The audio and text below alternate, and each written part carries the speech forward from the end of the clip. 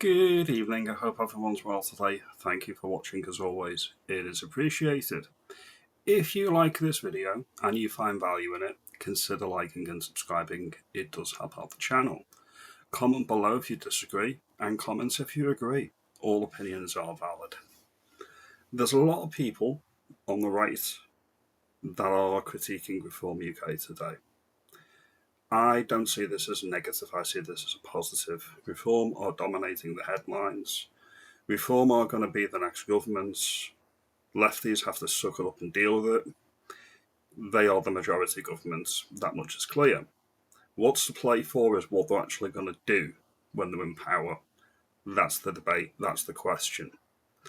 There's been a lot of people that are critiquing Nadhim Zahawi coming over from the Tories, another Tory defector, over to Reform UK. That's not the story.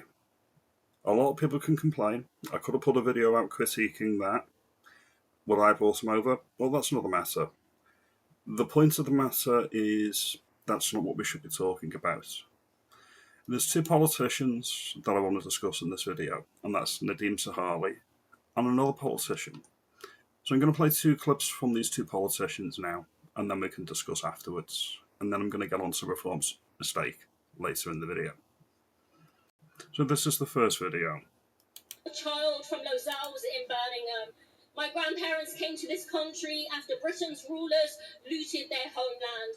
We are here, as Sivan London said, because you were there. Just so you know, this hate-filled, bitter individual is Zarah Sultana from the Fruit and Nut Party, otherwise known as Your Party.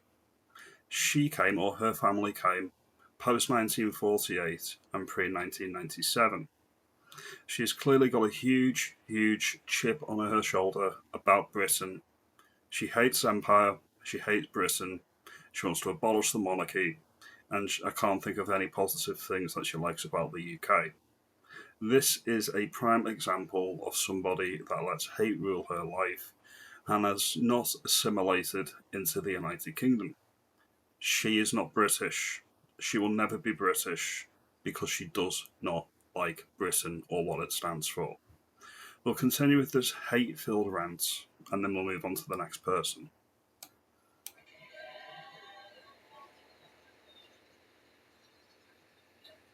I grew up being told by politicians and police officers that my neighbourhood was suspicious or worthless because we committed 2 offences as soon as we were born.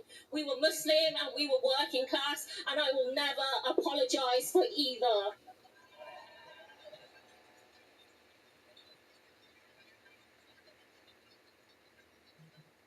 And yes, the stakes are enormous. The old is dying, and if the new cannot be born, this will be the time of monsters. Centrist politicians presiding over decline and decay, pushing people's rage towards the far right.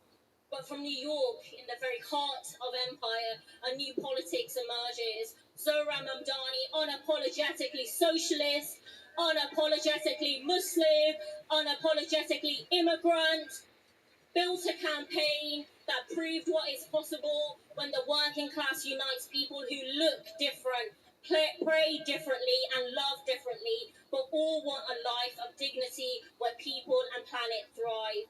If we don't win this global fight, decay will give way to fascism, and people who look like me will be imprisoned in tents and deported to war zones, while everyone gets poorer except for the hedge fund managers who donate to Labour, the Conservatives and Reform.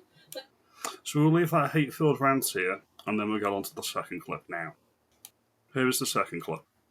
So I stand here with the leader of my new party to offer my help and my insights to the dynamic, confident team that Nigel Farage is building, and to urge others from across all the other parties, and the many millions who until now felt that politics isn't for them, to come and join us.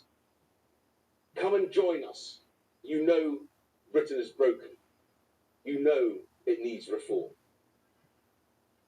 Since leaving Parliament, I have been reflecting on the successes and failures of my old party's time in government. I now rue the timidity, even at times the weakness, with which we tried to deal with the problems of the country.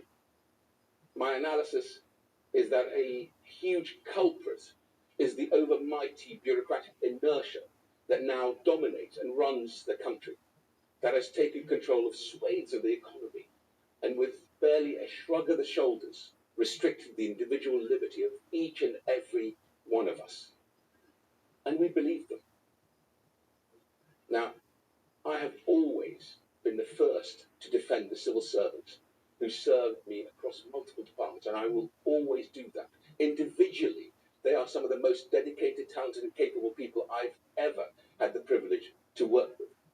But taken as a whole, we have an administrative state, including the overpowerful regulators, the quangos, and all the other agencies who have had power pushed onto them by successive parliaments and governments.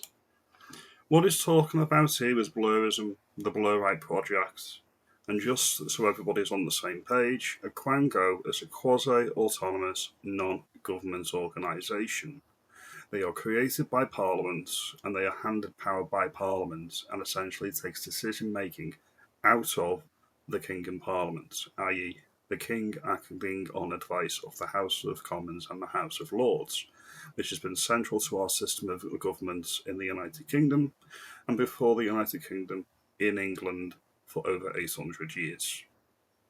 That is what Tony Blair did. This is the strongest statement from Reform UK so far, to say they are going to be bringing that to an end and returning sovereignty to where it should be, our House of Commons. If you look at this politician here, and you compare it to the Zarah Sultana from the Fruit and Nut Party, it is night and day.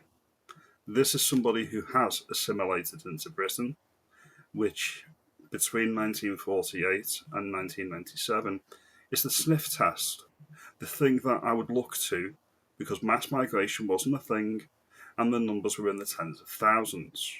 Many of the people that I went to school with were assimilated, non-British born people, like people from British Hong Kong. This is the distinction that I am making. Not everybody in that wave of migrants from 1948 to 1997 is a net positive, but there are exceptions and there are people that were. This is an example of a politician who knows where the bodies are buried. He knows the intricacies of how government works, and he, along with Danny Kruger, can actually attack the quangos and the actual civil servants that are taking decisions that should be being made by elected politicians. This is Reform's mistake, and I'm going to continue with the video. These parliaments have been full of politicians terrified of the awesome power and the sacred responsibility that the British Constitution bestowed upon our ancient and sovereign parliament.